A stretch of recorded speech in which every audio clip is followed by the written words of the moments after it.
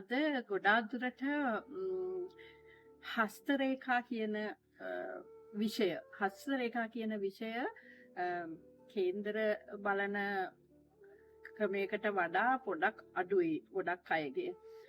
ඉතින් හස්තරේඛා වලින් මම ඔබට යමක් කියන්නට හිතුණා. කෙනෙකුගේ අත්ලේ ජීවන රේඛාවත්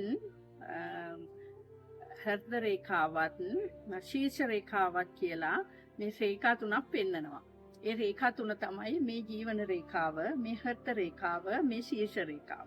මෙන්න මේ රේඛාත් වලින් මේ හෘද රේඛාවත් මේ ශීර්ෂ රේඛාවත් අතර තියෙන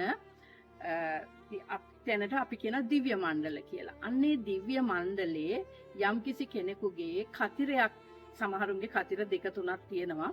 එකට වඩා වැඩි ප්‍රමාණයක් තියෙනවා නම් ඒ අයට යම්කිසි විදිහෙන් ගුප්තමය බලපෑමක්, ඒ කියන්නේ වරම් ශක්තියක්, එහෙම නැත්නම් දෙවියන්ගෙන් උදව් උපකාර ගන්න පුළුවන් ක්‍රමයක්, එහෙමත් නැත්නම් යම්කිසි විදිහකින් ගුප්ත ශාස්ත්‍රය හදාරන්න, අන්න ඒ වගේ වැඩ කටයුතු වලට මෙන්න මේ ගුප්ත කතිරය කියන එක ගොඩක් වැදගත් වෙනවා. ඉතින් ඒක නිසා ඔබේ අතේ ගුප්ත කතිරය තියනවාද කියලා බලන්න.